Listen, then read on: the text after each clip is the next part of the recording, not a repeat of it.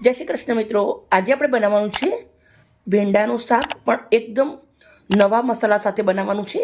તો તમે જોઈ શકો છો, નવા મસાલા સાથે બનાવવા માટે મેં સૌથી પહેલા ભીંડા લઈ લીધા છે 250 ગ્રામ, ધોઈ કોરા પાડી દીધા છે। એક ટામેટું લીધું છે, 3 ચમચી જીરું છે, 1 ચમચી સૂકા ધાણા છે, 10 થી 15 નંગ એટલે કાળા મરી છે, 3 નંગ લવિંગ છે અને જાયફળ લીધું છે, કશ્મીરી મરચાં લીધા છે। આને આપણે શેકી અને એક પાવડર પેઠમ આ ખાંડણીના અંદર વાટી લેવાનું છે। કેવી રીતે બનાવવું છે પૂરો વિડીયો શેર કરું છું। સૌથી પહેલાં આપણે ભીંડાને કટ કરી લઈશું। ભીંડા કટ કરવા છે તો આપણે ભીંડાને બંને સાઈડથી કટ કરી દેવાનું છે। પછી ભીંડા હું એક ભીંડાના આવી રીતના 4 ટુકડા કરવાની છું।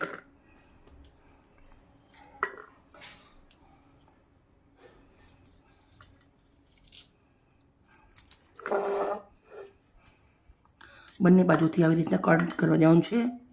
પછી સડેલો ના હોય એવી રીતે ચેક કરતું જઈ અને આવી રીતે આપણે પૂરા ભીંડા કટ કરી લઈએ। મિત્રો, ભીંડાના શાક બાળકોને બધા બહુ જ ભાવતા હોય છે અને આપણાને ભાવતા જ હોય છે, પણ રોજ આપણે એક સ્વાદ સાથે બનાવીએ છીએ। તો આપણે આજે કંઈક અલગ સ્વાદ સાથે બનાવવાનું છે, નવા ટેસ્ટ સાથે, બહુ જ સરસ લાગશે। તો બધા જ ભીંડા આપણે આવી રીતે કટ કરી અને રેડી કરી દઈશું। ભીંડા આપણા કટ કરી દીધા છે, તો હવે આપણે મરચાં પણ કટ કરી લેશું। તો મરચાં આપણે આવી રીતે ગોળ નાના નાના કટ કરું છું।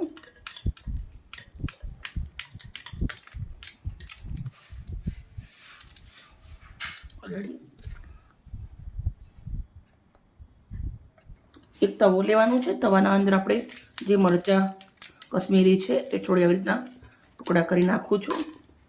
સાથે આપણે જીરું, ધાણા, કાળા મરી, જાયફળને લવિંગ નાખી દેવાના છે। મસાલાને સરસ શેકી લેવાનું છે। એકદમ ચટપટું અને સરસ મજાનું શાક લાગશે તમને। એકવાર તમે બનાવશો તો તમને બહુ જ મજા આવશે।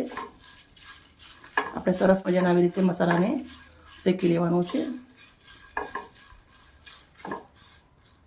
ખાસ ધ્યાન રાખવાનું છે કે મરચાં બળી ના જાય આપણા, આવી રીતે ફેરવતું રહેવાનું।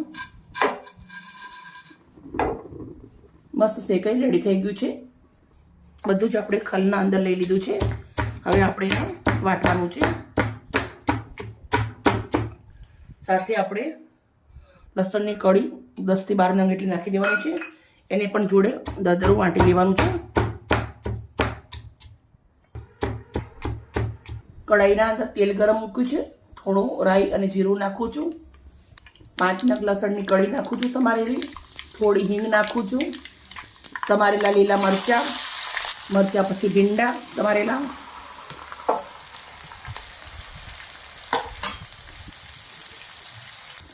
હવે આપણે સરસ ભીંડાને તેલના અંદર લાળ બળે ત્યાં સુધી સાંતળવાનું છે। અને સૌથી પહેલાં લાળ બળવા માટે મીઠું નાખવાનું છે। સ્વાદ પ્રમાણે હું મીઠું નાખી દઉં છું। સરસ એને સાંતળી લેશું। 3 થી 4 મિનિટ લાગશે અને શેકાતે તેલના અંદર। ભીંડાને સરસ મજાના પતળાવા આવી ગયા છે, પણ થોડી એવી હજી લાળ છે, પૂરી લાળ બળી જાય પછી જ આપણે મસાલા કરવાના છે। સરસ મજાના આપણા ભીંડા શેકાઈ ગયા છે, તો હવે આપણે મસાલા કરવાના છે।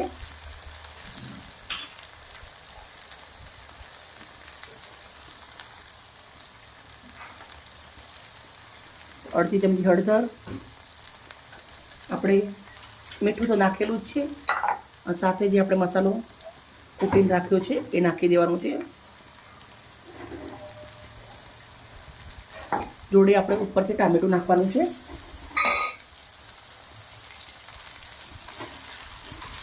ગેસને એકદમ ધીરો તાપ કરી દેવાનું છે।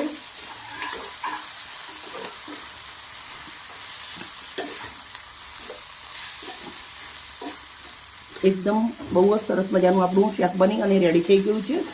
તો આપણે હવે ગેસને બંધ કરવાનો છે। 2 મિનિટ રાખશું ખાલી ધીમા તાપે, પછી ગેસને બંધ કરી દઈશું। હવે આપણે થોડા એવા લીલા ધાણા નાખું છું અને ગેસને બંધ કરી દઉં છું। ચલો આપણે સર્વ કરશું એક મસ્ત મજાનો લચ્છેદાર પરાઠા જોડે। મિત્રો, તમે જોઈ શકો સરસ મજાનો એક લચ્છેદાર પરાઠું આપણે રેડી કરી દીધું છે। તો હવે આપણે એને સર્વ કરવાનું છે। તો હું પ્લેટ લઉં છું. પ્લેટના અંદર આપણે પરાઠું મૂકશું. દેશી ઘી લગાવવાનું છે. પરાઠું રેડી છે. મસ્ત પરાઠા ઉપર ઘી લગાવી દઉં છું. તમે જોઈ શકો મસ્ત મજાનું એકદમ સુપર પરાઠું બન્યું છે આપણું. સાથે હવે આપણે જો શાક બનાવ્યું છે એ નીકાળી દઉં છું. મિત્રો થોડા ટામેટાં દેખાય એવા રાખવાના, જેથી કરીને કલર બી મસ્ત લાગે અને ખાવામાં બી બહુ જ સરસ લાગે છે. આ